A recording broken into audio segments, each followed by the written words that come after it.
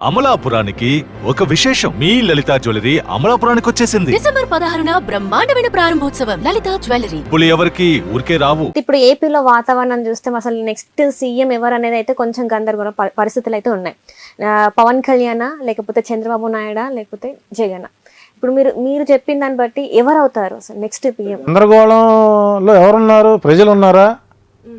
ప్రజలు ఉంటారు. ఆబ్వియస్లీ ప్రజలే. లేకపోతే సోషల్ మీడియా గందరగోళంలో ఉంది, లేకపోతే మీడియా గందరగోళంలో ఉంది, అయితే ప్రింట్ మీడియా గందరగోళంలో ఉంది. మాకేం గందరగోళం లేదు.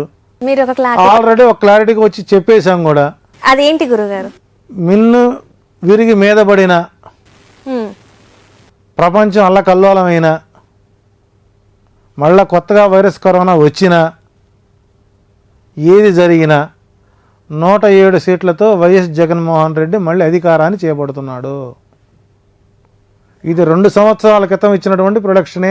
నేను దాన్ని కంకణబద్ధుడినే ఉన్నాను. కానీ నేటి కాలంలో ఉన్న అధునాతన జ్యోతిష్యులు కరెంట్ ట్రెండ్ను ఉపయోగించుకుంటున్నారు. మరి మొన్నటిదాకా యాజ్ నరసింహాచార్యులు జగన్ 107 సీట్లతో గెలుస్తాడు అని సెగ్మెంట్ల వైజ్గా ఇచ్చినప్పుడు ఒక్క జ్యోతిష్యుడు వీడియో పెట్టల. వన్స్ నేను పెట్టిన తర్వాత పుంకానుపుంకలుగా వీడియోలు వచ్చాయి. మరి ఇప్పుడు చంద్రబాబు నాయుడు గారు అరెస్ట్ అవుతారని మన ఇదే క్యూబ్ ఛానల్లో వీడియో పెడితే కరెక్ట్గా అదే డేట్కి చంద్రబాబు అరెస్ట్ చేయడం జరిగింది. మరి ముందుగా చంద్రబాబు అరెస్ట్ అవుతారని ఎందుకు చెప్పలేకపోయారు? ఈనాటి అధునాతన జ్యోతిష్యులు చెప్పారు, చెప్పలేదు, అయిపోయింది. బెయిల్ మీద ఎప్పుడు వస్తాడని ఒక్కళ్ళన్నా వీడియో పెడుతున్నారా? అదే ఉంటే ఇది సెన్సిటివ్ మ్యాటర్. అంటే ఊళ్ళో వాళ్ళు సినిమా నటులు, సినిమా యాక్టర్ల జీవితాలు, ఫిమిలియర్ జాతకాలు సెన్సిటివ్ అయినప్పుడు పొలిటికల్ వాళ్ళు సెన్సిటివ్ కాదా?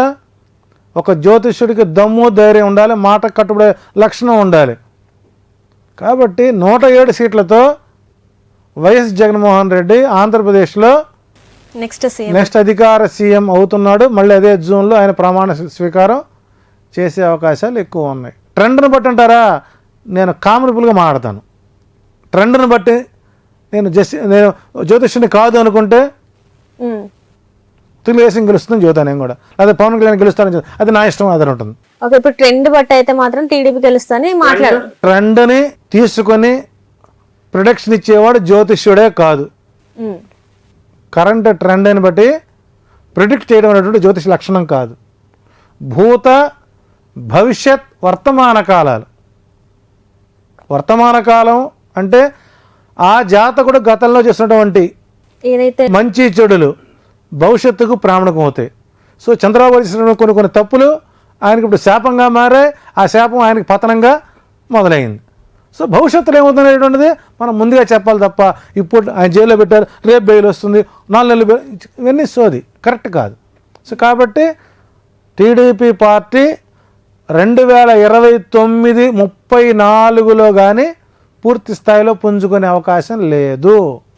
34 2032 సంవత్సరంలో జూనియర్ ఎన్టీఆర్ రాజకీయ అరంగేట్రం చేస్తాడు. అక్కడి నుంచి మళ్ళీ అది పునర్జీవితం అయ్యే అవకాశాలు మెండుగా ఉన్నాయి. అది భవిష్యత్తులో జరగబోయేటువంటి సంచలన సంఘటనే మనం ముందుగానే చెప్పుకుంటున్నాం.